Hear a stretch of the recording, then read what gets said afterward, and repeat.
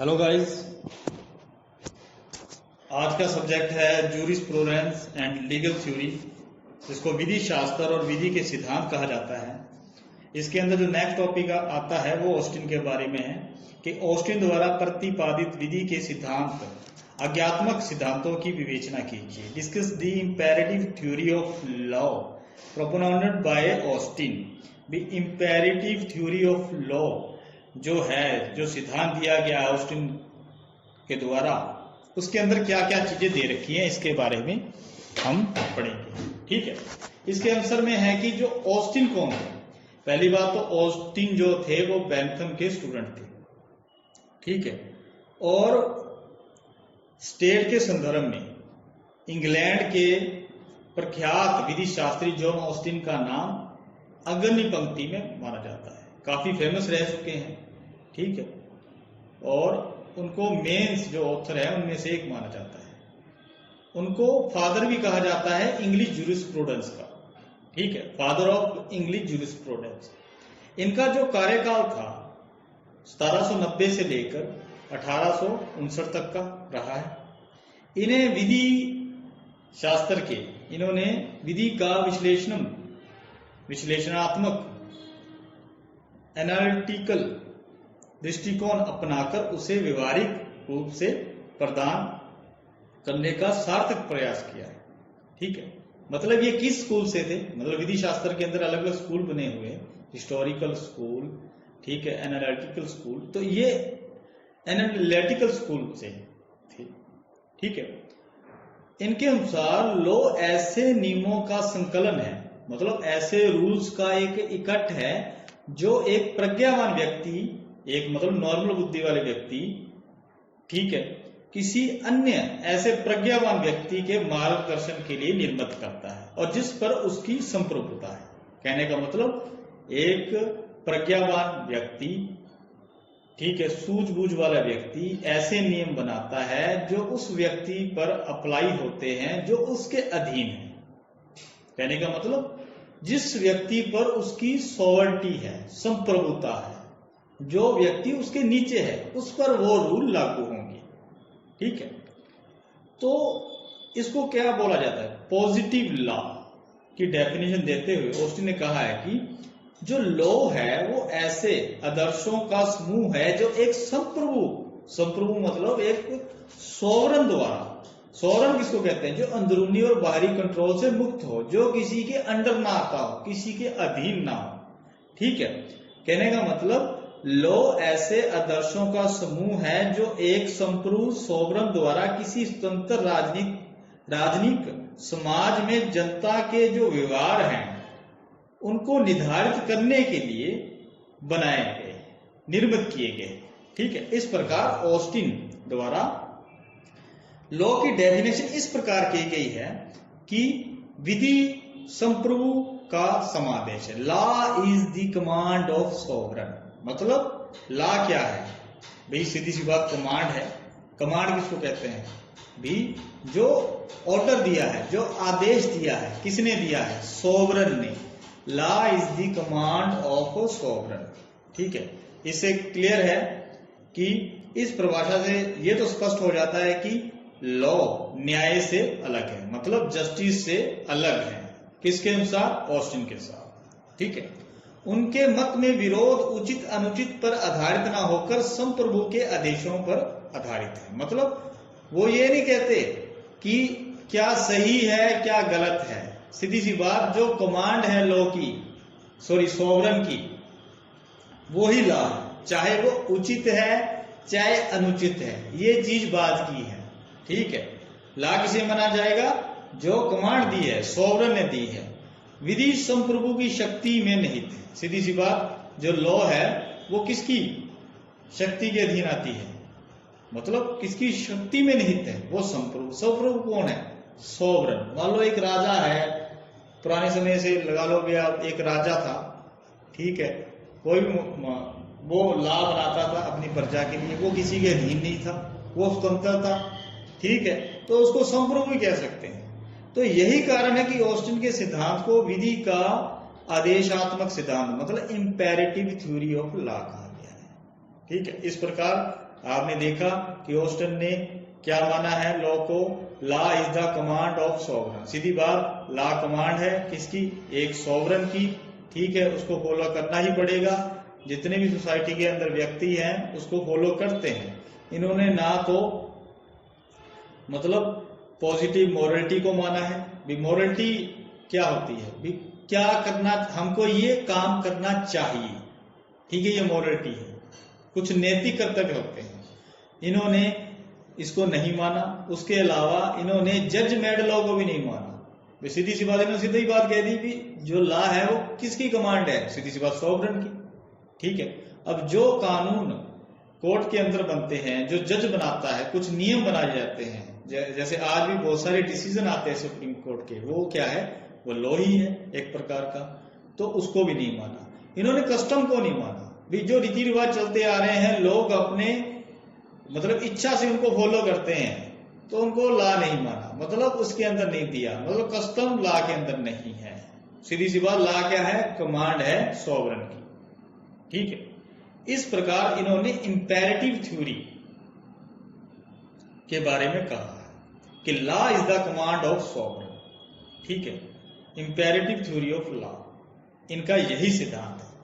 अब आ गया भी जो इनका इंपेरेटिव थ्योरी ऑफ लॉ जो सिद्धांत दे रखा है, जिसको हिंदी में आदेशात्मक कहा गया है, इसके तत्व क्या है भाई, इसके अंदर क्या क्या चीजें हैं। पहला तो है सॉवरन, भाई एक सॉवरन पावर होगी। दूसरा पॉइंट कमांड, मतलब सॉवरन पावर के द्वारा एक कमांड, एक समादेश, एक आदेश दिया जाएगा, ठीक है, जिसको लोगों को मानना होगा। तीसरा सैंक्शन, सैंक्शन मतलब शास्ति, पनिशमेंट, जो नहीं मानेगा उसको क्या मिलेगी, सजा मिलेगी, ठीक है। तो इनका जो पहला पॉइंट है जिसको कहा गया है संप्रभु शक्ति, कहते हैं कि एक सॉवरन पावर होगी। सॉवरन पावर क्या होती है, जो अंदरूनी और बाहरी कंट्रोल से मुक्त हो, ठीक है, किसके प्रेशर के अंदर नहीं होगी, और ये इस स्वरूप की होनी चाहिए कि उसके आदेशों का जनता द्वारा स्वेच्छा से वॉलेंट्री अनुपालन किया जाए, मतलब जनता अपनी इच्छा से उसको फॉलो करे, ठीक है। ये पॉजिटिव और नेगेटिव हो सकती है, कौन, संप्रभु शक्ति। कैसे भी, जो पॉजिटिव है उसका मतलब यह है कि जनता संप्रभु सॉवरन के ऑर्डर की पालना करती है, ठीक है, ये कैसे करती है, आदतन, इसके द्वारा किया जाता है। और नेगेटिव स्वरूप क्या है कि जो सॉवरन है स्वयं अपने समक्ष किसी अन्य शक्ति के आदेशों का पालन करने का अभ्यस्त नहीं होता। कहने का मतलब जो सॉवरन, पॉजिटिव का मतलब यह है कि सॉवरन द्वारा दिए गए जो भी ऑर्डर है वो जनता द्वारा माने जाएंगे, उनको फॉलो किया जाएगा, ये तो पॉजिटिव है। दूसरी बात, सॉवरन खुद किसी अदर पावर के ऑर्डर को नहीं मानेगा, किसी दूसरे बंदे की जो ऑर्डर्स हैं उसको नहीं मानेगा, ये नेगेटिव है। ये दो प्रकार का स्वरूप है, ठीक है। इससे क्लियर है कि एक सॉवरन होगा, ठीक है, जो अंदरूनी और बाहरी कंट्रोल से मुक्त होगा, ठीक है, जो वो ऑर्डर देगा जन साधारण द्वारा, आम जनता द्वारा उसको फॉलो किया जाएगा, ठीक है। दूसरा पॉइंट आता है कमांड। कमांड क्या, मतलब आदेश, जिसको समादेश, कमांड कहा जाता है। कहते हैं कि समादेश या कमांड राज्य की उस इच्छा की अभिव्यक्ति है जो जनता से किसी कार्य को करने या आज्ञा के अनुपालन की अपेक्षा करे। भी राज्य की इच्छा है, ठीक है, राज्य मतलब जो संप्रभु है, और उसको किसको मानना होगा, आम जनता को मानना होगा। कहते ऐसी विल, ऐसी इच्छा की अभिव्यक्ति प्रार्थना के तौर पर नहीं होती, मतलब ये जनता के सामने रखी गई कोई रिक्वेस्ट नहीं है, ये क्या है, ऑर्डर, इसको मानना ही पड़ेगा, ठीक है। कहते हैं कि ऑर्डर दो प्रकार के होते हैं, एक होता है जनरल कमांड, दूसरा होता है विशिष्ट, पर्टिकुलर, ओकेशनल कमांड। पहला है जनरल कमांड, जिसको सामान्य समादेश कहा जाता है, मतलब ये सभी व्यक्तियों पर लागू होते हैं, जो सभी व्यक्तियों पर, सभी समुदायों पर, सभी जो वर्ग हैं उन पर समान रूप से, इक्वलिटी से लागू होते हैं, और ये तब तक इफेक्टिव रहते हैं जब तक उन्हें समाप्त ना कर दिया जाए या निरस्त ना कर दिया जाए। दूसरे शब्दों में कहा जा सकता है कि सामान्य समादेश जो जनरल कमांड है वो सभी समुदायों वर्गों को कुछ करने या ना करने के लिए बाध्य करता है। ठीक है, जैसे अपनी सोसाइटी में लगा ले, जैसे ट्रैफिक रूल्स हैं वो सभी को मानने पड़ते हैं। ठीक है, वो कोई पर्टिकुलर वर्ग के लोगों के लिए नहीं है कि ये व्यक्ति मानेंगे, नहीं, ये व्यक्ति फॉलो करेंगे, नहीं, ये सभी के लिए है। जो सभी के लिए है वो जनरल कमांड है। ठीक है, दूसरा है ओकेशनल कमांड, जिसको अपने पर्टिकुलर और ओकेशनल कमांड भी कहते हैं।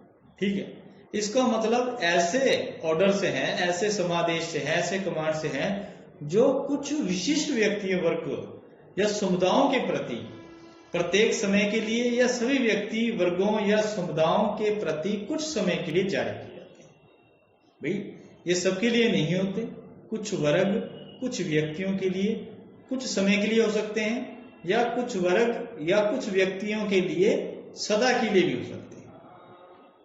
ठीक है, ये विशिष्ट होते हैं, स्पेसिफिक होते हैं, जो स्पेसिफिक जो लोग हैं उन पर लागू होते हैं। ठीक है, सारथ ये कहा जा सकता है कि विशिष्ट समादेश सभी व्यक्तियों वर्गों या समुदायों के लिए किसी समय विशेष के लिए जारी किया जाता है और किसी व्यक्ति वर्ग या समुदाय विशेष के लिए हमेशा के लिए जारी किया जा सकता है। तीसरा है पॉइंट है सैंक्शन, शास्ति। भाई सीधी सी बात, पहला पॉइंट क्या था, एक सॉवरन एक संप्रभु होगा, वो कमांड देगा। कमांड के अंदर दो प्रकार की होगी, एक सामान्य जिसको जनरल कहा गया है, दूसरा विशिष्ट ओकेशनल कमांड। ठीक है, अगर कोई व्यक्ति उस सॉवरन की कमांड को नहीं मानेगा तो फिर भैया तीसरा पॉइंट आ गया, क्या मिलेगा, सजा मिलेगी। ठीक है, जिसको सैंक्शन कहा गया है, शास्ति, तीसरा पॉइंट। ठीक है, ऑस्टिन का मत है कि संप्रभु का आदेश मात्र लॉ का रूप धारण नहीं कर देता, इसके लिए उसके पीछे कुछ ना कुछ सजा भी होनी चाहिए, शास्ति भी होनी चाहिए। ठीक है, जब तक ऑर्डर का पालन नहीं करने वाले व्यक्ति के लिए दंड का प्रावधान नहीं हो, मतलब सैंक्शन ना हो, सजा ना हो, तब तक वह आदेश विधि का स्थान नहीं ले सकता। भाई लॉ के पीछे कहते हैं कि ऑस्टिन का मानना है सजा का होना जरूरी है। आदेश और शास्ति मतलब ऑर्डर और सैंक्शन से ही निश्चयात्मक पॉजिटिव लॉ का अभ्युदय होता है। इस प्रकार सॉवरन, कमांड और सैंक्शन का एक साथ सम्मिलन ही ऑस्टिन का आज्ञात्मक इंपेरेटिव जिसको कहते हैं अथवा आदेशात्मक सिद्धांत है, और यही इस बात की पुष्टि करता है कि लॉ जो है वो संप्रभु का समादेश है, मतलब law of the command of law is the command of sovereign. ठीक है, अब ये तो बता दिया ऑस्टिन का ये सिद्धांत हो गया। ऑस्टिन का सिद्धांत क्या है, सीधी सी बात, एक संप्रभु होगा। संप्रभु मतलब सॉवरन, अंदरूनी और बाहरी कंट्रोल से मुक्त, जो किसी के अंडर नहीं है, किसी के प्रेशर के अधीन नहीं है। उसके द्वारा एक कमांड दी जाएगी। कमांड दो प्रकार की होती है, एक सामान्य जिसको जनरल कमांड बोला जाता है, दूसरी है विशिष्ट जिसको ओकेशनल कमांड बोला जाता है। तीसरा पॉइंट है सैंक्शन, मतलब जो कमांड को फॉलो नहीं करेगा, ऑर्डर को नहीं मानेगा, उसको क्या मिलेगी, सजा। यही ऑस्टिन का जो इंपेरेटिव थ्योरी का सिद्धांत है ये है। ठीक है, अब इनकी आलोचना भी हुई भाई, कई जो ऑथर थे, मतलब हेनरी मैन, ठीक है, सैमनी, बायर्स, ठीक है, विनो ग्रेडॉफ, ठीक है, तो इन्होंने आलोचना भी की। आलोचना मतलब भाई इनका जो ऑस्टिन का सिद्धांत है वो सही नहीं उतरता पूर्ण तरीके से, कुछ एक इसमें कमियां हैं। वो कमियां क्या हैं, ठीक है, जिसको डीमेरिट कहा जाता है, उसके बारे में पढ़ेंगे। पहली बात तो ऑस्टिन की जो लॉ की परिभाषा है, जिसमें कहा है कि विधि संप्रभु का समादेश, लॉ जो है वो क्या है, कमांड है किसकी, सॉवरन की। उसके अंदर कहते हैं रूढ़ी और प्रथाओं को, जो कस्टम है, जो यूजेस है, उसको स्थान नहीं दिया गया, उसकी उपेक्षा की गई। भाई कुछ एक लॉ है जो जरूरी थोड़ा है कि सभी जो लॉज हैं वो सॉवरन ने बनाए हैं। कुछ लॉज है ऐसे हैं जो पहले कस्टम थे, उन्होंने धीरे धीरे लॉ का रूप धारण कर लिया। ठीक है, तो ऑस्टिन ने तो लॉ कस्टम्स को माना ही नहीं। ठीक है। दूसरा, ऑस्टिन ने जजमेंट लॉ को स्थान नहीं दिया अपने सिद्धांत। उन्होंने सीधी बात की कि लॉ क्या है, कमांड है सॉवरन का। तो जजमेंट लॉ कहां गया है? जो नियम कोर्ट्स द्वारा बनाए जाते हैं, जो सिद्धांत बनाए जाते हैं, कोई डिसीजन दे दिया तो उसके अंदर वो लॉ ही बन गया। जैसे 3 तलाक बन गया। ठीक है, बहुत सारे जजमेंट दिए सुप्रीम कोर्ट ने, वो क्या एक लॉ का रूप धारण कर लेते हैं। तो उन्होंने जजमेंट लॉ को नहीं माना, ये भी सबसे बड़ी कमी है। ठीक है। तीसरा, ऑस्टिन ने इंटरनेशनल लॉ को केवल नैतिक विधि मानने में भूल की है। उन्होंने क्या माना है, जो इंटरनेशनल लॉ है वो मॉरलिटी पर डिपेंड करती है। ठीक है, एक नैतिक विधि है, एक मॉरल लॉ है। तो ये गलती है, क्योंकि इंटरनेशनल लॉ जो अलग अलग कंट्रीज है उनके बीच में कोई डिस्प्यूट पैदा होता है तो उसको हल करने में बहुत बड़ी भूमिका अदा करता है इंटरनेशनल लॉ। ठीक है। उसके बाद ऑस्टिन की ये सोच भी गलत है कि विधि के पालन के लिए, मतलब लॉ को फॉलो करने के लिए सैंक्शन का होना जरूरी है, सजा का होना जरूरी है। तो कई बार भाई ये जरूरी थोड़ा है कि हर लॉ के पीछे सैंक्शन हो। ठीक है भाई, कुछ एक रूल्स ऐसे होते हैं जिनको जनता अपनी मर्जी से फॉलो करती है, ना कि लॉज के डर के मारे। ठीक है। अब मान लो भी लॉ क्या है, भाई चोरी करोगे तो ये क्राइम है, आपको सजा मिलेगी। अब मान लो भी ये क्राइम हटा दें, भाई चोरी करना क्राइम नहीं है, क्या सारी जनता ही चोरी करने लग जाएगी? नहीं, क्योंकि उनको पता है जो चोरी करना है वो पाप है, वो नहीं करना चाहिए। ठीक है। तो ये जरूरी नहीं सभी चोरी करने लगे। तो इसका मतलब ये है कि जरूरी नहीं लॉ के पीछे सैंक्शन भी होनी चाहिए, सजा का होना जरूरी नहीं है। कुछ सिद्धांत ऐसे हैं लोग उनको बिना डर के ही फॉलो करते हैं, जरूरी नहीं उसके पीछे डर है। ठीक है। फिर उसके बाद ऑस्टिन की जो सॉवरन की अवधारणा है वो डेमोक्रेसी शासन व्यवस्था में खरी नहीं उतरती। भाई ये क्या बात हुई कि सॉवरन ने जो कह दिया उसको फॉलो करना ही पड़ेगा। ठीक है। जहां डेमोक्रेसी है, मान लो जहां लोकतंत्र है, तो वहां पर क्या होगा, जनता की चलेगी या सॉवरन की चलेगी? वहां सॉवरन कौन है? जैसे हमारी कंट्री है, तो हमारी कंट्री में जो लॉ बनाता है कौन बनाती है? Legislature body. क्या वो सॉवरन है? क्या वो सॉवरन है? वो सॉवरन नहीं है, क्योंकि हमारे देश का जो संविधान है वो सबसे ऊपर है। अब अगर मान लो भी लेजिस्लेचर बॉडी ने, विधायिका ने लॉ सही नहीं बनाया तो उसको सुप्रीम कोर्ट के अंदर चैलेंज किया जा सकता है, उसको हटाया जा सकता है अगर वो क्या करता है, अतिक्रमण करता है किसका? भारत के संविधान का, कॉन्स्टिट्यूशन का। ठीक है, क्योंकि यहां डेमोक्रेसी है। ठीक है। तो जहां डेमोक्रेसी है वहां भैया ऑस्टिन का ये सिद्धांत सही नहीं उतरता। और उसके बाद ऑस्टिन का ये विचार मानने योग्य नहीं है कि विधि का नैतिकता के साथ कोई संबंध नहीं है। नैतिकता मतलब मोरालिटी। ठीक है। वस्तुत अधिकार, कर्तव्य, दायित्व, अपकृत्य आदि विधिक संकल्पनाओं नैतिकता पर आधारित है। ठीक है। मतलब बहुत सारे लॉज हैं जो मोरालिटी से निकले हैं, नैतिकता। जैसे लॉ ऑफ टॉर्ट है, उसका मतलब क्या है कि आपने किसी का नुकसान कर दिया तो नैतिकता ये कहती है, मोरालिटी ये कहती है कि आपको उसकी भरपाई करनी चाहिए। ठीक है।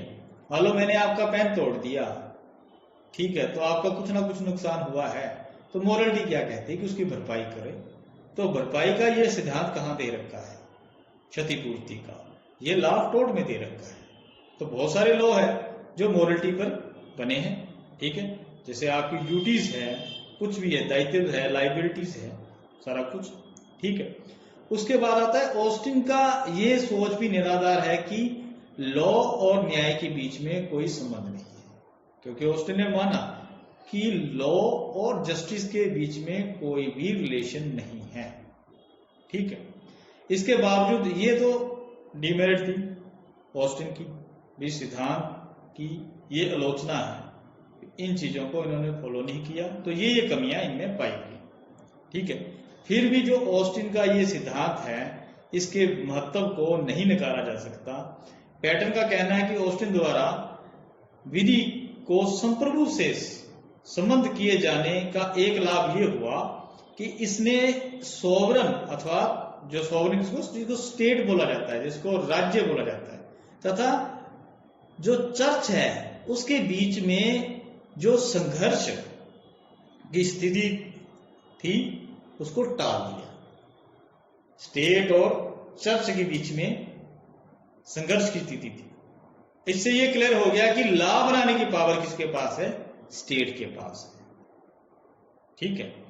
मतलब लॉ बनाने का अधिकार किसको दिया गया है, संप्रभु को दिया है, चर्च को नहीं दिया, मतलब स्टेट को दिया। चर्च के केवल वही अधिकार होंगे जो स्टेट द्वारा उसको दिए जाएंगे, किसको, चर्च को। पैटन ने इस बात का प्रबल समर्थन किया कि राज्य स्टेट की सोवरेनिटी, संप्रभुता ही विधि की वैधता का आधार है, ठीक है। इस प्रकार ऑस्टिन का आदेशात्मक सिद्धांत आगे आने वाले विधि शास्त्रियों के लिए प्रेरणा का स्रोत है, ठीक है। तो ये था ऑस्टिन का आदेशात्मक सिद्धांत, इंपेरेटिव थ्योरी, ठीक है। ऑस्टिन कौन थे, ये एक मतलब एनालिटिकल स्कूल से रिलेटेड थे, ठीक है। इनको बंदूकधारी का सिद्धांत भी कहा जाता है, मतलब फौजी के रूप में भी इनको कहा जा सकता है कि जैसे कोई बात नहीं मानेगा तो उसको गोली मार दी जाएगी, वो क्या है, बंदूकधारी का सिद्धांत, ठीक है। इन्होंने सिद्धांत दिया था इंपेरेटिव थ्योरी का, ठीक है। ऑस्टिन बेंथम के चेले थे, शिष्य थे। उनका कार्यकाल 1790 से लेकर 1859 तक का रहा है। उन्होंने एक सिद्धांत दिया था कि लॉ क्या है, law is the command of sovereign.